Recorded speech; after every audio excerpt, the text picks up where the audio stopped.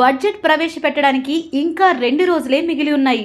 ఫిబ్రవరి 1న ఆర్థిక మంత్రి నిర్మలా సీతారామన్ బడ్జెట్ను ప్రవేశపెట్టనున్నారు. కాగా ఈ కేంద్ర బడ్జెట్పై చాలామంది ఆశలు పెట్టుకుని ఉన్నారు. ఈ క్రమంలోనే అనేక ఊహాగానాలు వినపడుతున్నాయి. ఈ బడ్జెట్ స్టాక్ మార్కెట్పై ప్రభావం చూపనుందని వినికిడి. ఇక నిపుణులైతే ఏ రంగానికి ఎంత బడ్జెట్ కేటాయిస్తారు అని ఓ అంచనాకొస్తున్నారు. ఈ బడ్జెట్లో ప్రభుత్వం చాలా ముఖ్యమైన మార్పుల దిశగా అడుగులు వేస్తుందని అంచనా వేస్తున్నారు. ఇకపోతే కొత్త సంవత్సరంలో పార్లమెంట్ బడ్జెట్ సమావేశాలు 2 విడతల్లో జరగనున్నాయి. మొదటి విడత సమావేశాలు జనవరి 31 నుంచి ఫిబ్రవరి 13 వరకు కొనసాగగా, రెండో విడత సమావేశాలను దాదాపు నెల రోజుల విరామం తర్వాత అంటే మార్చి 10 నుంచి ఏప్రిల్ 4 వరకు నిర్వహించనున్నారు. మొదటి విడత సమావేశాల విషయానికొస్తే తొలి రోజు జనవరి 31న లోక్సభ, రాజ్యసభ ఉమ్మడి సమావేశాన్ని ఉద్దేశించి రాష్ట్రపతి ద్రౌపది ముర్ము ప్రసంగించనున్నారు. ఫిబ్రవరి 1న ఆర్థిక మంత్రి నిర్మలా సీతారామన్ 2025-26కు సంబంధించి కేంద్ర వార్షిక బడ్జెట్ను పార్లమెంట్లో ప్రవేశపెడతారు. కాగా నిర్మలా సీతారామన్ బడ్జెట్ను ప్రవేశపెట్టడం వరుసగా ఇది 8వసారి. ప్రధాని నరేంద్ర మోదీ సారథ్యంలో ఎన్డీఏ సర్కార్ 3వసారి అధికారంలోకి వచ్చాక ప్రవేశపెడుతున్న పూర్తిస్థాయి బడ్జెట్ ఇదే కావడం సర్వత్రా అనేక అంచనాలు నెలకొన్నాయి. ఈ ఏడాది కొన్ని రాష్ట్రాల్లో అసెంబ్లీ ఎన్నికలు ఉన్న నేపథ్యంలో ఆయా రాష్ట్రాలకు పెద్దపీట వేసే అవకాశం మెండుగా ఉంది.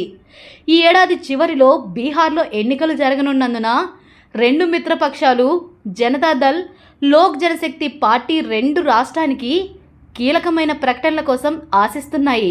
అలాగే బడ్జెట్పై ఆశలు పెట్టుకున్న వేతనజీవులు, రైతులు, కార్మికులు కేంద్ర ప్రభుత్వం శుభవార్త చెప్తుందని ఎదురుచూస్తున్నారు. ఇక ప్రభుత్వ నిపుణుల ఊహాగానాల విషయానికొస్తే ముఖ్యంగా వ్యవసాయ రంగానికి పెద్దపీట వేస్తారన్న చర్చ నడుస్తుంది.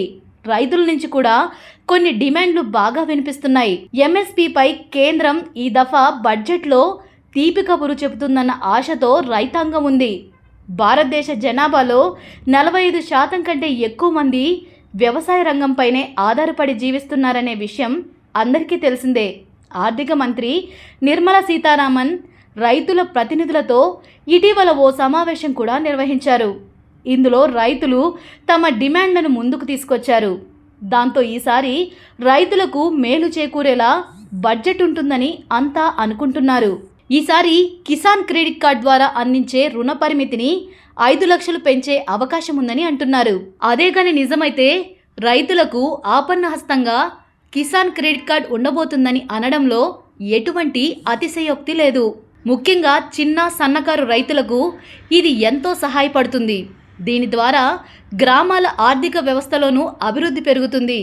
అంతేకాకుండా ఈసారి మధ్యతరగతిపై ధరల భారాన్ని తగ్గించి వినిమయాన్ని పెంచేందుకు ఆర్థిక మంత్రి నిర్మలా సీతారామన్ కసరత్తు చేస్తున్నట్లు కనపడుతుంది.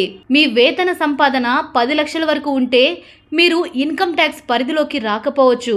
అదే సందర్భంలో వార్షిక ఆదాయం 15 నుంచి 20 లక్షల రూపాయల వరకు ఉన్నవారికి 25% ట్యాక్స్ విధించే అవకాశం లేకపోలేదు. ఈ 2 నిర్ణయాలను బడ్జెట్లో ప్రకటిస్తే సర్కారీ ఖజానాపై 50,000 కోట్ల నుంచి 1,00,000 కోట్ల రూపాయల భారం పడుతుందని అంచనా. మొత్తానికి కొత్త ఇన్కమ్ ట్యాక్స్ విధానాన్ని మరింత ఆకర్షణీయంగా మార్చేందుకు ప్రభుత్వం సన్నాహాలు చేస్తుంది. అయితే దేశంలో ప్రస్తుతం ధరలు ఆకాశానంటుతున్నాయి. మరోవైపు మధ్యతరగతి ప్రజలు ఆదాయం పెద్దగా పెరగకపోవడంతో ఇబ్బందులను ఎదుర్కొంటున్నారు.